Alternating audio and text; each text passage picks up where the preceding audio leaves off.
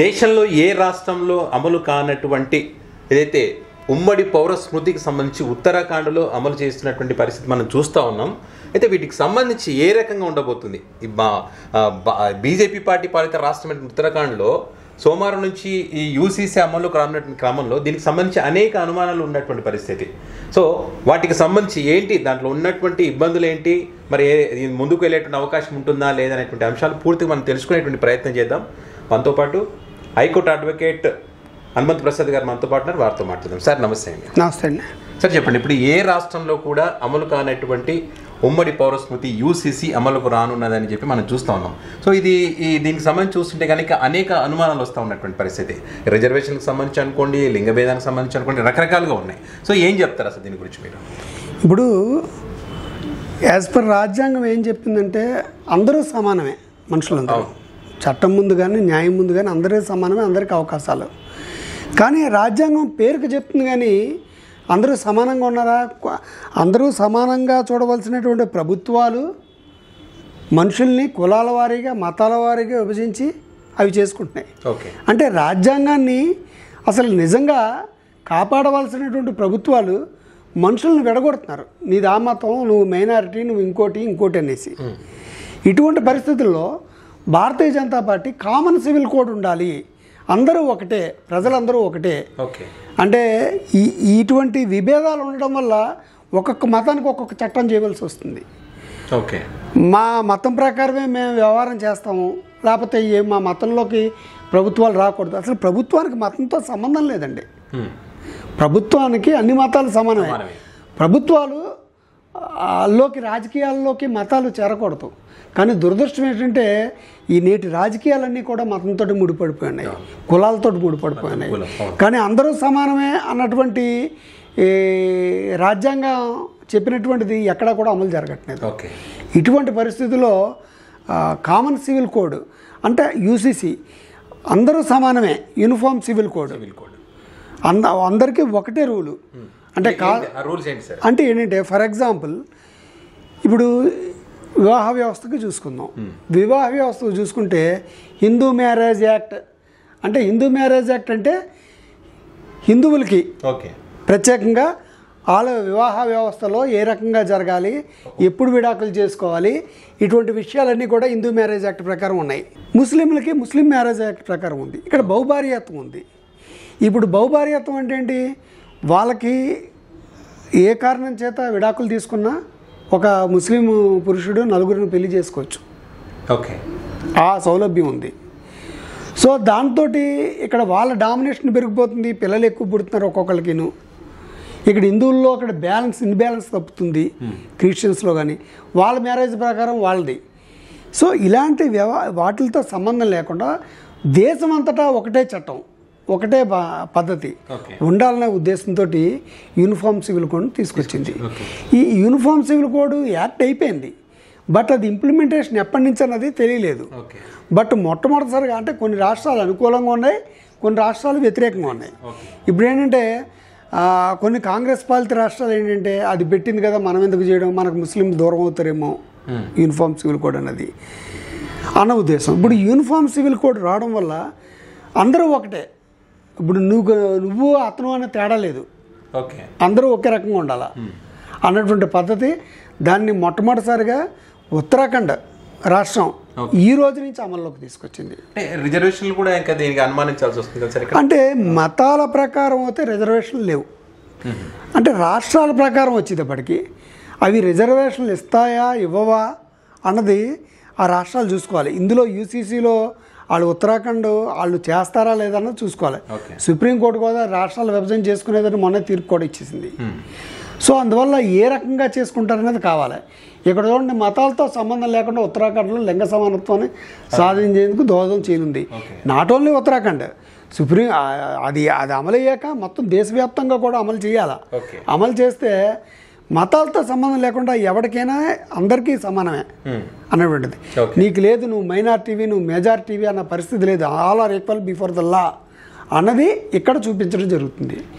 సైనికుల వాయుసేనలో పనిచేస్తున్నవారు, యుద్ధంలో నిమగ్నమై ఉన్నవారు, నౌకదళంలో ఉన్న వారి కోసం ప్రివిలేజ్డ్ వీల్ సౌకర్యాన్ని అందుబాటులోకి తెచ్చారు. ఇదేంటి సార్ ఇది?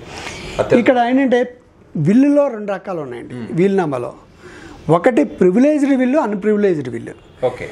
అన్ప్రివిలేజ్డ్ విల్లు అంటే నావికాదళంలో బోర్డర్లో పనిచేయని వాళ్ళది, అంటే ఎయిర్ ఫోర్స్ కానీ, నేవల్ కానీ, వాయుసేన కానీ, మిలిటరీ పదార్థాలం కానీ, వీటిల్లో పనిచేయని వాళ్ళు ఎప్పుడు పడితే అప్పుడు రావడానికి కుదరదు.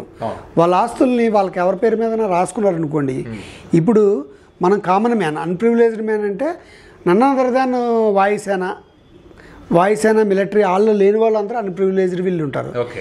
మీరు మీ కుటుంబంలో మీ తర్వాత తరం వాళ్ళకి ఒక వీలునామా రాయాలనుకోండి, వీలునామా రాసేటప్పుడు మీరు రాయాలి, ఒకటి కూర్చోబెట్టాలి, అటు చేత రాయించాలి, 2 సాక్షులు ఉండాలి సంతకం. అలాగైతే దాన్ని విల్ అంటారు. ఇప్పుడు అలా లేకుండా వాళ్ళు ఎక్కడో బోర్డర్లో ఉంటారు, వాళ్ళకి యుద్ధమే ఎప్పుడు ఏ క్షణం ఎలాగుంటుందో తెలియదు. అటువంటిప్పుడు వీలునామా రాయాలంటే వాళ్ళకి సెలవు పెట్టుకుని వచ్చి వీలునామాలు రిజిస్టర్ ఆఫీసుల చుట్టూ తిరగడానికి ఉండదు. వాళ్ళు ఏంటంటే నోటి మాట ద్వారా ఎవరికైనా చెప్తే వాళ్ళు రాస్తారు.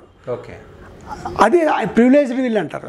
ఇప్పుడు మిగతా సందర్భాల్లో ఏమన్నా కోర్టులు తగాదాలు వెళ్ళినప్పుడు నేను అక్కడెక్కడ ఉన్న వాళ్ళకి వచ్చినట్టుగా మనం హైదరాబాద్ నుండి వైజాగ్కి ఎక్కడికో ఫోన్ చేసి వీలునామా రాసి అంటే దాన్ని తీసుకోరు, కోర్టులు చేయవు.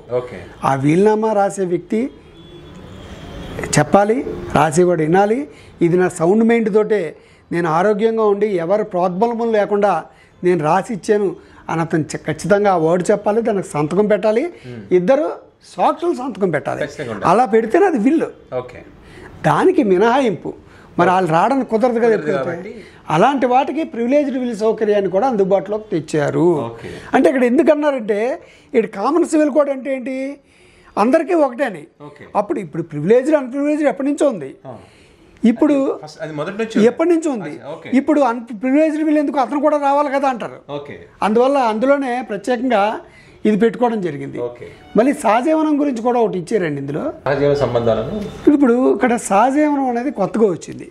ఏంటంటే కొత్తగా వచ్చిందంటే ఖుష్బూ కేసులోనే గవర్నమెంట్ తీర్పు ఇచ్చింది. జనరల్గా మన చట్ట ప్రకారం ఏంటంటే సహజీవనం అనేది లేదు, పెళ్లి చేసుకోవాలి.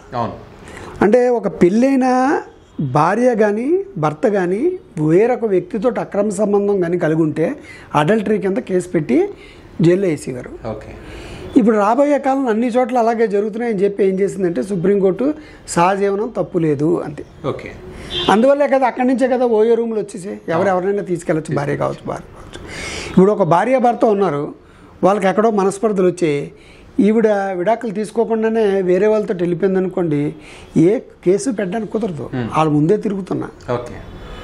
ఇప్పుడు కమలాసన్ సారిక ఉన్నారు, ఇప్పుడు అదేవిధంగా వైఎస్ఆర్సీపీలో దువ్వాడ ఉన్నారు, వాళ్ళు విడాకులు తీసుకోలేదు, తిరుగుతున్నారు, ఏమి చేసేది కదా. గతంలో అయితే 10 సంవత్సరాల క్రితం అయితే అలా తిరిగితే ఓపెన్గా లోపలేసేవారు, ఇప్పుడు లేదు.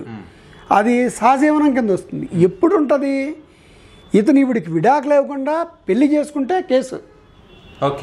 అతను ఈవిడికి మొదటి భార్యకి విడాకులు ఇవ్వకుండా పెళ్లి చేసుకుంటే కేసు, కానీ పెళ్లి చేసుకుంటే ఏమి లేదు. ఈ సహజీవనంలో కూడా కొన్ని లీగల్ ఆబ్లిగేషన్స్ ఉన్నాయి. ఇప్పుడు సరే పవిత్ర, నరేష్ ఇవి ఉన్నారు కదా సినిమా యాక్టర్లు, వీళ్ళందరూ చేస్తున్నారు. ఇప్పుడు ఒకవేళ అతనికి హ్యాండ్ ఇచ్చేస్తే, ఎవరైనా సహజీవనం చేసే 2 వ్యక్తులు వీళ్ళు ఒకళ్ళనొకళ్ళు వదిలించేసుకుంటే ఇప్పుడు లీగల్గా రైట్ పొందే హక్కు ఉందా లేదా? ఎందుకు లీగల్గా మ్యారేజ్ అయిన వాళ్ళకి మెయింటెనెన్స్ కేసు వేయచ్చు, నాకు మ్యారేజ్ అయింది కాబట్టి నాకు ఇంత ఇవ్వాలనేసి డైవర్స్ కేసు వేయచ్చు. సహజీవనంలో ఏముంటుంది, సహజీవనంలో ఉండదు కదా. రెండోది వాళ్ళు ఏ రకంగా వస్తున్నారు, ఇప్పుడు ఇది ఇక్కడ అనవసరమైన సబ్జెక్ట్ అయినా మంచి సబ్జెక్ట్ కూడా చెప్తున్నారు. వాళ్ళు ఏ రకంగా వస్తున్నారు, సహజీవనం చేసుకుని వాళ్ళు కట్ చేసేసి హ్యాండ్ ఇచ్చేసి వెళ్ళిపోతే నన్ను రేప్ చేసేటని కేసు పెడుతుంది అమ్మాయి. ఈ మధ్య జరిగి కోర్టు కూడా తీర్పిచ్చింది, అది రేపు కింద రాదు, నువ్వు ఇష్టపడి చేసే ఒకటి రేపు కింద రాదు. ఇప్పుడు సహజీవనంలో ఇంకో రకంగా 498 పెట్టడానికి కుదరదు, కట్టుకున్న భార్యకి ఇది ఉంది. అందువల్ల ఇలాంటివి దృష్టిలో పెట్టుకుని సహజీవన సంబంధాలను కూడా క్రమబద్ధీకరించే నిబంధన అది కూడా రిజిస్ట్రేషన్ చేసుకోవాలి. అంటే పెళ్లి చేసుకోకూడదు, కానీ ఇక్కడ వీళ్ళు చెప్పిన దాని ప్రకారం ఉత్తరాఖండ్లో దాన్ని కూడా రిజిస్ట్రేషన్ చేసుకోవాలి. దీనికోసం ప్రభుత్వం తరఫున సహజీవనం చేస్తున్న వారు ఇకపై రిజిస్ట్రేషన్ చేసుకోవాల్సిందే. అంటే దాన్ని మ్యారేజ్ కింద రాదు, రిజిస్ట్రేషన్ సహజీవనం. ఖచ్చితంగా లివింగ్ రిలేషన్ అక్కడ పెట్టారు. అంత ఇందుకోసం ప్రభుత్వం తరఫున ప్రత్యేక విభాగాన్ని ఏర్పాటు చేశారు. ఇది ప్రస్తుతం అయితే ఇక్కడ ఉత్తరాఖండ్లో వచ్చింది. ఇక్కడ ముఖ్యంగా ఏంటంటే ఇది కొంచెం కాంట్రవర్సీగా అనిపిస్తూ ఉంది. హలాల్ విధానంపై నిషేధం విధించారండి. ఎస్, ఇది ఖచ్చితంగా ముస్లింలకు పెద్ద దెబ్బే. ఎందుకంటే వాళ్ళు ఏ కార్యక్రమం చేసుకున్నా హలాల్ భగవంతుడికి నివేదించకుండా వాళ్ళ దేవుడికి వాళ్ళు చేయరు, ఏ కార్యక్రమం చేయరు. అలాంటిది ఇప్పుడు అలాంటిది ఏమీ లేదు. హలాల్ విధానాన్ని నిషేధించారు. హలాల్ చేసినట్టుగా తెలిస్తే కేసు పడుతుంది. అక్కడ వాళ్ళు పెట్టింది అంతా ఒకటన్నట్టుగా. ఇప్పుడు హలాల్ విధానంలో కొంత హింస అనేది ఉంటుంది అనేసి నాకు పర్టికులర్గా తెలియదు. ఇప్పుడు ఎవడైనా కోసేయడం అనుకోండి, కోసేస్తే పర్లేదు. సగం కోసేసి దాని రక్తం అంతా వచ్చాక దాన్ని నైవేద్యం ఇచ్చి తర్వాత అది బాధపడుతూ ఊపిరి తీయడం లాంటిది అనమాట. అలాంటి విధానాన్ని నిషేధించారు. రెండోది బహుభార్యాత్వాన్ని కూడా నిషేధించారు. అంటే ఇప్పుడు ఏంటంటే వాళ్ళు పెళ్లి చేసుకుని వదిలేసి ఇంకో పెళ్లి చేసుకోవడం నిషేధించారు. ఇప్పుడు అంతకుముందు సెంట్రల్ గవర్నమెంట్ వేసిన ట్రిపుల్ తలాక్ నిషేధించింది. అంటే విడాకులు ఇవ్వడం అంటే చాలా ఈజీ అనమాట. నచ్చలేదు అనుకోండి 3 సార్లు చెప్పేస్తే అయిపోయేది, అంటే వాళ్ళకి ఎంత ఇచ్చుకున్నాం. తర్వాత మ్యారేజ్ అది నిషేధించారు. అంత ఈజీగా ఇవ్వడానికి వీల్లేదండి డైవర్స్ రూల్ ప్రకారం వెళ్ళాలి. ఇక్కడ బహుభార్యాత్వాన్ని కూడా నిషేధించారు అన్ని మతాల్లో. ఇప్పుడు రెండో మ్యారేజ్ ఉండడానికి వీల్లేదని ఉంటే కేసు. మరి సహజీవనం అయితే చేసుకోవచ్చు. అంటే అర్థం ఏంటంటే నువ్వు మ్యారేజ్ చేసుకోకుండా ఉండొచ్చని దాని రిజిస్ట్రేషన్ కూడా చేస్తున్నారు కదా. మరి అది ఇంకెలాగుంటుందో అది యాక్ట్ ఏ రకంగా వచ్చిందో అది యాక్ట్ బయటకు వచ్చాక మనకు తెలుస్తుంది. రిజిస్ట్రేషన్ అంటే ఒకరా ఇద్దరా అనేది క్లారిటీ లేనట్టుంది సార్ కొంతమంది. ఇప్పుడు అంతే కదా, ఇప్పుడు సహజీవనం అనేది ఇప్పుడు అక్కడ బహుభార్యాత్వం అంటే దాని కింద వస్తుందేమో. ఒకరితో చేసుకోవచ్చు, 4-5 సహజీవనం చేసుకున్నాను అనుకోండి, మరి ఏ రకంగా వస్తుంది. ఇప్పుడు ఇంకో రకంగా ఉందండి. ఇప్పుడు వాళ్ళు ఆ రకంగా పెట్టకూడదు కేసు. ఇప్పుడు సహజీవనం చేస్తూ ఒక భార్యాభర్త అంటే భార్యాభర్తల కింద అనుకుంటారు. ఎలాగ వీళ్ళు అందరూ అనుకుంటున్నారు కదా, నేను విడాకులకు అప్లై చేసుకున్నాను, నాకు విడాకులు అయిపోయాక మ్యారేజ్ చేసుకుంటాం. ఇప్పుడు సినీ నటుడు నరేష్ పవిత్ర కేసులో అదే విడాకులు తీసుకోలేదు, విడాకులు తీసుకున్నాక చేసుకుంటాం లీగల్గా. దువ్వాడ శ్రీనివాస్ గారు మాధురి గారి కేసులోనే అంతే చేసుకుని ఈ లోపల గొడవలు అయితే వాళ్ళు విడాకులు ఇవ్వనంటే ఆవిడ ఇచ్చేయడం అంత ఈజీ కాదు కదా. అవతలోడు ఇవ్వనంటే ఇద్దరు పార్టీలు ఒప్పుకోవాలి. ఇవ్వనంటే ఈ లోపల ఇతను ఈవిని వదిలేసి ఇంకోళ్ళతో వెళ్తే అటువంటిప్పుడు ఏంటంటే వీళ్ళు చాలామంది రేప్ కేసు కింద పెడుతున్నారు. అది పెట్టుకోకుండా ఫాల్స్ ప్రామిస్ అంటే తప్పుడు ప్రామిస్ ఇచ్చినట్టుగా, నన్ను పెళ్లి చేసుకుంటా అని చెప్పి తప్పుడు ప్రామిస్ ఇచ్చినట్టుగా. ఎప్పుడు ఈవిడికి డైవర్స్ అయ్యాక అఫీషియల్గా మొదటి భార్యకి కానీ మొదటి భర్త కానీ డైవర్స్ అయ్యాక మ్యారేజ్ చేసుకోకుండా హ్యాండ్ ఇస్తే ఫాల్స్ ప్రామిస్ కింద కేసు పెట్టచ్చు. అంతే తప్ప రేప్ కేసు కింద కానీ ఇంకోటి కానీ పెట్టడానికి వీల్లేదు. లివింగ్ రిలేషన్ అంటే దానివల్ల ఇప్పుడు ఒక రకంగా సాంప్రదాయాన్ని కూలగొట్టినట్టుగానే దానివల్ల చాలా ఇబ్బందులు ఉన్నాయి. కుటుంబాలు ఈ రోజున అనేక విడాకులకు వచ్చేస్తున్నాయంటే కారణం అదే యథేచ్ఛగా. ఇప్పుడు ఇదివరకు ప్రాస్టిట్యూషన్ అనేది ఒక ఇండైరెక్ట్గా లీగలైజ్ చేయడం లాంటిదే. ఇప్పుడు ఇదివరకు లాడ్జీల్లో రైడింగ్లు జరిగేవి. అంటే ఎవరైనా ఉన్నారా లేదా ఎవరినైనా తీసుకొచ్చారా ఏంటి నువ్వు భార్యవా కాదని ఇద్దరిని ఈవిడ్ని సెపరేట్గా తీసుకెళ్ళేవారు, వాళ్ళని సెపరేట్గా తీసుకెళ్ళేవారు, ఇంటర్వ్యూ చేసేవారు, ఇంట్రాగేషన్ చేసేవారు. ఆవిడ తాలూకు తలిపేరు ఏంటని వాడు వీడు సరిగ్గా చెప్పలేడు, ఎక్కడో పికప్ చేసుకుని వచ్చాడు. ఈవిని అడిగేవాడు అతని తాలూకు అన్నయ్య పేరు ఏంటని కరెక్ట్గా చెప్పేవాడు కాదు.